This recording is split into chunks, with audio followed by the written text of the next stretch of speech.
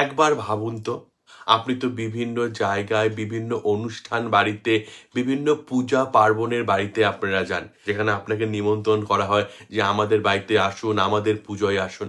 বা বিভিন্ন মন্দিরে আপনি যান, বিভিন্ন জায়গা দিয়ে আপনি যাচ্ছেন, সেই সময় বিভিন্ন ধার্মিক লোকের সঙ্গে আপনার দেখা হয়। কিন্তু কখনো কি আপনি জানেন এই ধার্মিক লোকগুলো বা মন্দিরে বা কারো বাড়িতে বা যখন আপনার বাড়িতেও কোনো পণ্ডিত মশাই বা পুরোহিত মশাই পুজো করছে, তখন তারা আপনাকে কোন আঙ্গুলে টিকা লাগাতে পারে বা তিলক লাগাতে পারে বা কোন আঙ্গুলে টিকা লাগাতে পারে না, যেটি আপনার জন্য ক্ষতিকারক? দেখুন, আপনার বাড়িতে পুজো হলে আপনি যেটা করছেন আপনার চোখের সামনে হচ্ছে, রাস্তা দিয়ে হেঁটে যাচ্ছে। অনেক সময় কি হয় বলুন তো, অনেকে আপনার কাছে বলে দাদা কিছু সাহায্য করুন, আপনি যখন সাহায্য করতে গেলেন তখন আপনাকে একটা টিকা দিয়ে দিল ছোট্ট মতো। এই যে টিকাগুলো আপনি নেন, সেগুলো কোন আঙ্গুলে নেওয়া উচিত? সে কি ঠিকভাবে আপনাকে টিকাটা দিচ্ছে নাকি কপালে লাগাচ্ছে কিনা, সেটা কি আপনি একবারে ভেবে দেখেছেন? সেই টিকাতে হতে পারে আপনার কোনো ক্ষতি হয়ে যায় বা কেউ আপনার ক্ষতি করার জন্য আপনাকে সেইভাবে টিকা দিচ্ছে কিনা। নমস্কার বন্ধুরা, আজকে আমাদের বিষয়বস্তু হচ্ছে কোথাও টিকা নেওয়ার আগে, বাড়িতে কোনো পূজা পার্বণ হলে টিকা নেবেন কোন আঙ্গুলে, আমাদের এই 5টি আঙ্গুলের মধ্যে কোন আঙ্গুলে আপনি টিকা নেবেন এবং কোন আঙ্গুলে টিকা নিলে আপনাকে কোন মন্ত্র আপনার মনে মনে উচ্চারণ করতে হবে, সেই বিষয়ে আমি আপনাকে কথা বলবো। যে টিকা দিচ্ছে সেও কিন্তু সেই মন্ত্রটি উচ্চারণ করতে পারে, কিন্তু সব থেকে ইম্পর্টেন্ট যাকে টিকা দেওয়া হয়, মানে যে টিকাটা নিচ্ছে, এফেক্ট গুলো, প্রভাবগুলো কিন্তু তার উপরে এসে পড়ে। এটা পজিটিভও হতে পারে, এটা নেগেটিভও হতে পারে। সুতরাং আপনাকে সব সময় সতর্ক থাকতে হবে কখনো যখন আপনি টিকা নিচ্ছে, যে কোনো জায়গায়, কোনো ধর্মীয় স্থানে হোক, নিমন্ত্রণ জায়গায় হোক, কোনো পূজা পার্বণে হোক, ইভেন আপনার বাড়িতেও। তাহলে আজকে আমাদের আলোচ্য বিষয়ে আসা যাক।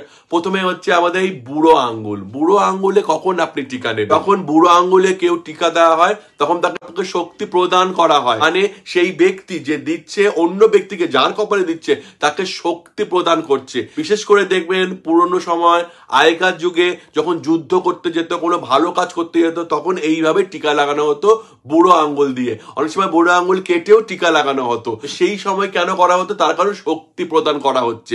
তো মনে রাখবেন এইভাবেও টিকা লাগানো যায়, এটাতে কোনো খারাপ নেই। আর আপনি মনে মনে কোন মন্ত্র উচ্চারণ করবেন?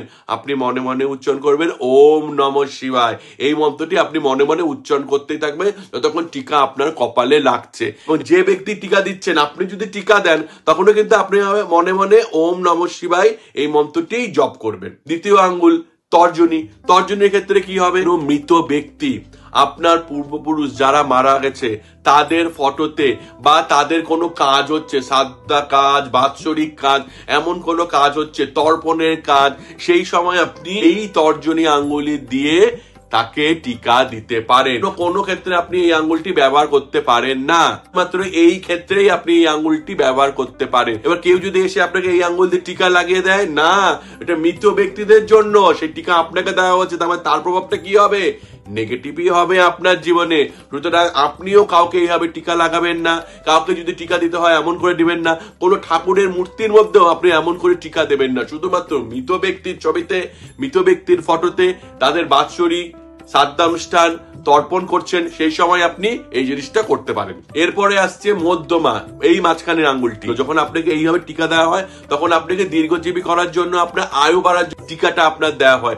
এইভাবে টিকা দেওয়া কিন্তু খুব ভালো হিসাবে গণ্য করা হয়। আপনি মনে মনে টিকা যখন নেবেন, কি মন্ত্র উচ্চারণ করবেন? ওম টিকায় নমঃ, ওম টিকায় নমঃ।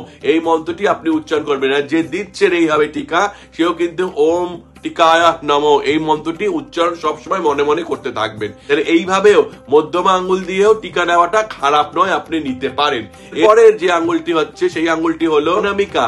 এই অনামিকা আঙ্গুল দিয়ে টিকা নিলে কি হয়? শান্তি, সমৃদ্ধি, সুখ আপনার জীবনে এইগুলো বাড়ে। সুতরাং এই আঙ্গুল দিয়ে টিকা নেওয়া খুব ভালো, আপনার জীবনে এই জিনিসগুলো আসবে। যখন আপনি টিকা নেবেন, মনে মনে কোন মন্ত্রটি উচ্চারণ করবেন? সেই মন্ত্রটি হলো ওম মহালক্ষ্মী আয় নমঃ, ওম মহালক্ষ্মী আয় নমঃ এই মন্ত্রটি আপনাকে সব সময় উচ্চারণ করে দিতে হবে। আর আপনি যদি কাউকে এই আঙ্গুল দিয়ে টিকা দেন, আপনিও মনে মনে ওম মহালক্ষ্মী আয় নমঃ এই মন্ত্রটি আপনি উচ্চারণ করবেন। এই আঙ্গুল দিয়ে টিকা দিলে যেমন আপনার বাড়িতে সুখ সমৃদ্ধি আসে, তার সঙ্গে সঙ্গে আপনার সংসারে কিন্তু আর্থিক উন্নতিও হয় এবং আপনার জীবনে কিন্তু আর্থিক যে প্রবলেম গুলো আছে সেগুলো থেকেও আপনি দূরে যেতে পারবেন। এই আঙ্গুল দিয়ে টিকা দেওয়া খুব শুভ বলে গণ্য করা হয়। এরপরে হচ্ছে কনিষ্ঠা, সব থেকে ছোট আঙ্গুলটি 5 নম্বর আঙ্গুল। কনিষ্ঠা দিয়ে টিকা দিলে কি হয়?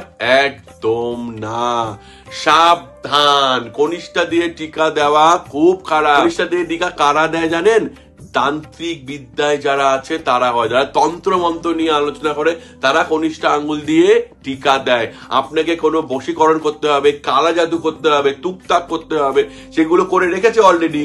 বলেছে আপনি বাড়িতে গেলে এই আঙ্গুল দিয়ে সেই টিকাটা দিয়ে দেবেন, দেখবেন তার উপর তার প্রভাব পড়ে যাবে। সুতরাং কেউ যদি এই আঙ্গুল দিয়ে টিকা দিতে আসে, আপনি বাধা দেবেন, বলবেন না আমাকে এই আঙ্গুল দিয়ে টিকা দেবে না, এই আঙ্গুল দিয়ে টিকা আমি গ্রহণ করব না, এটি গ্রহণ করার যোগ্যও নয়, কখনো এই আঙ্গুল দিয়ে টিকা করবেন না। 99% যাদের জীবনে তুকতাক হয় অন্যের মাধ্যমে, তার একটা বড় কারণ কিন্তু এই আঙ্গুল দিয়ে তারা তাদেরকে টিকা দেয়। এবং এই আঙ্গুল দিয়ে তিলক পরালে, টিকা দিলে তখন কিন্তু সেই ব্যক্তির জীবনে কালা জাদু, তুকতাক, বশীকরণ এগুলো পুরো 100% তাদের জীবনে প্রভাব ফেলতে পারে। সুতরাং আপনি বুঝতে পারছেন এই 5টি আঙ্গুলের মধ্যে কোন আঙ্গুল দিয়ে আপনি টিকা নিতে পারেন এবং কোন আঙ্গুল দিয়ে আপনি টিকা নিতে পারেন না, এই জিনিসটি কিন্তু আপনার জানা খুব দরকার। না জেনে ভুলে আপনি যদি এই কাজগুলো করে ফেলেন, এখানে আমি একটা কথা বলতে পারি, অনেকে আছে ভুলবশত অন্য আঙ্গুল দিয়ে, যে আঙ্গুলগুলো দিয়ে টিকা দেওয়া উচিত না সেই আঙ্গুল দিয়ে দেয়। ভুলবশত যদি কোনো কাজ করে ফেলে তাতে অতটা ক্ষতি নেই, কিন্তু অনেকে আছে আপনার ক্ষতি করতে চায়, আপনার জীবনটাকে নষ্ট করে দিতে চায়, সে কিন্তু এই আঙ্গুল দিয়ে আপনাকে ফোঁটা দেবে এবং সেই ফোঁটা যদি আপনার জীবনে এসে পড়ে তাহলে কিন্তু আপনি ভাবলেন আপনার জীবন শেষ, কেউ আপনাকে বাঁচাতে পারবে না। সুতরাং এই ছোট ছোট জিনিসগুলো আমি আলোচনা করি কেন জানেন তো? যাতে আপনিও আপনার জীবনে সতর্ক থাকেন যে এই জিনিসগুলো থেকে জানি আমি আমাকে আটকে রাখতে পারি। এবার আসি আমাদের প্রশ্ন উত্তর পর্বে।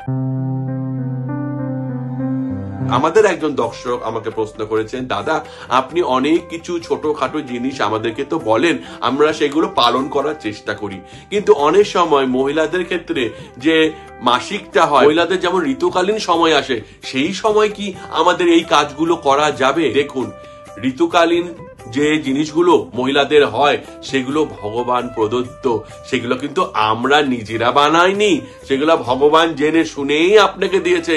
আর এটি আপনার জীবনের একটি অঙ্গ, এটিকে আপনি ছুঁড়ে ফেলে দিতে পারেন না। সুতরাং আপনি এমন কোনো কাজ যেটি আপনার মন চাইছে না এই সময় আপনি করবেন না।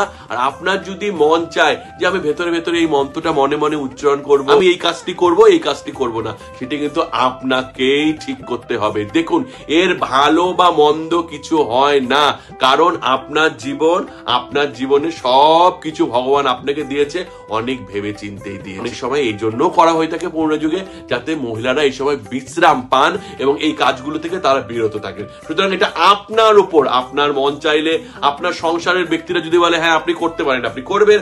আপনার যদি মনে হয় না আমি কয়েকদিন করব না, আমি করব না। মানুষই সব থেকে বড় সত্য, সঠিক এবং ভালো। আর আপনার মন পরিষ্কার মানে আমি বারবার বলি সব পরিষ্কার। আপনাদের মনে যদি এরকম কোনো প্রশ্ন থাকে আপনি আমাদের করতে চান, আমাদের করতে পারেন। আমি আপনাদের সমস্ত প্রশ্নের উত্তর দেওয়ার চেষ্টা করবো, যেই প্রশ্নটা সব থেকে ভালো হবে উত্তরের ভিডিওর মাধ্যমে অবশ্যই দিব, যাতে আপনারা এর মাধ্যমে উপকৃত হন, কিছু হলেও তথ্য জানতে পারেন। আমাদের চ্যানেল যদি ভালো লাগে এরকম বাস্তু টিপস পেতে আমাদের চ্যানেলটিকে অবশ্যই সাবস্ক্রাইব করুন। তাহলে আজকে এইটুকুনি রাখছি, নমস্কার।